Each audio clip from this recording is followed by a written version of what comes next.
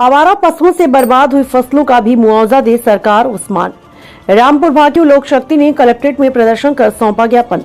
सोमवार को भारतीय किसान यूनियन लोक शक्ति के पदाधिकारी व कार्यकर्ता कलेक्ट्रेट रामपुर परिसर में एकत्रित हुए और आवारा पशुओं द्वारा फसलों को नष्ट करने पर सरकार से मुआवजे की मांग करते हुए जोरदार प्रदर्शन करने के बाद प्रधानमंत्री को संबोधित ज्ञापन सिटी मजिस्ट्रेट सत्यम मिश्रा को सौंपा।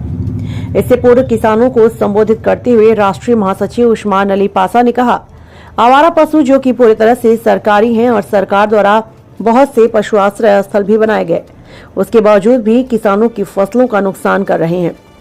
जब ये पशु सरकारी हैं तो इनसे होने वाले नुकसान की भरपाई भी सरकार करे।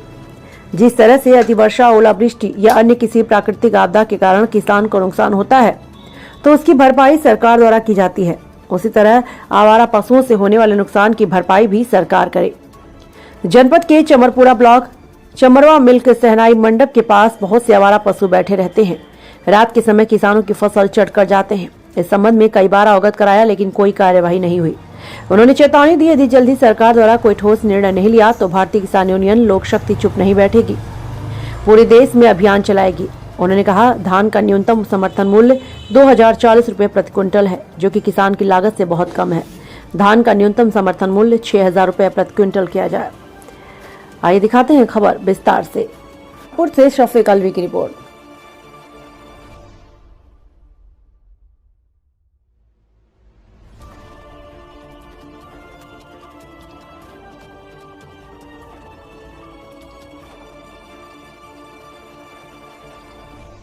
जी, मेरा नाम उस्मान अली पाशा है। मैं राष्ट्रीय महासचिव हूँ भारतीय किसान यूनियन लोक शक्ति का। आज हमारा प्रस्तावित कार्यक्रम था जिसमें हमने माननीय प्रधानमंत्री जी को संबोधित 5 सूत्रीय ज्ञापन सिटी मजिस्ट्रेट सत्यम मिश्रा जी को सौंपा है। और आज के ज्ञापन में जो हमारे प्रमुख बिंदु थे, आवारा पशुओं को जो किसानों की फसलों का नुकसान करते हैं उसमें मुआवजे का प्रावधान किया जाए। जो जिस तरह से भी प्राकृतिक आपदा से किसानों का नुकसान होता है और उसमें मुआवजे का जो प्रावधान है, उसी तरह से आवारा पशुओं के द्वारा किए गए नुकसान का भी प्राकृतिक आपदा मानते हुए या सरकारी आपदा मानते हुए उसका मुआवजा दिया जाए।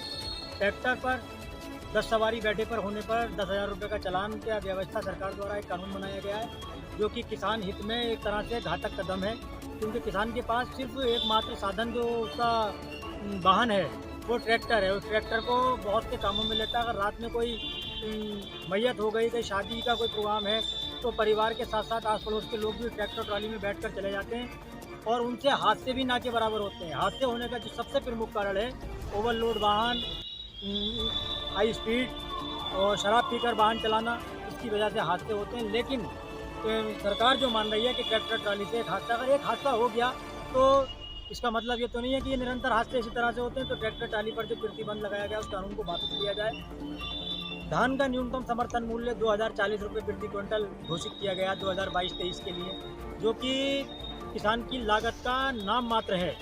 क्योंकि अगर हिसाब लगाया जाए हर तरह का, बिजली का और खाद पानी सब चीज़ का अगर हिसाब लगाया जाए, मजदूरी का, तो किसान की जो लागत आ रही है इस समय लगभग 4000 रुपये प्रति क्विंटल लागत आ रही है।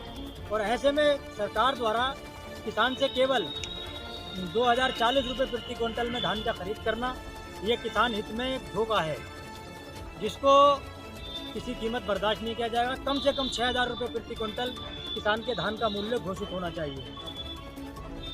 तीसरा बिंदु है, इसमें जनपद में पिछले 2 वर्षों से लगातार अतिवृष्टि की वजह से किसानों की सभी तरह की फसलें नष्ट हो गई हैं।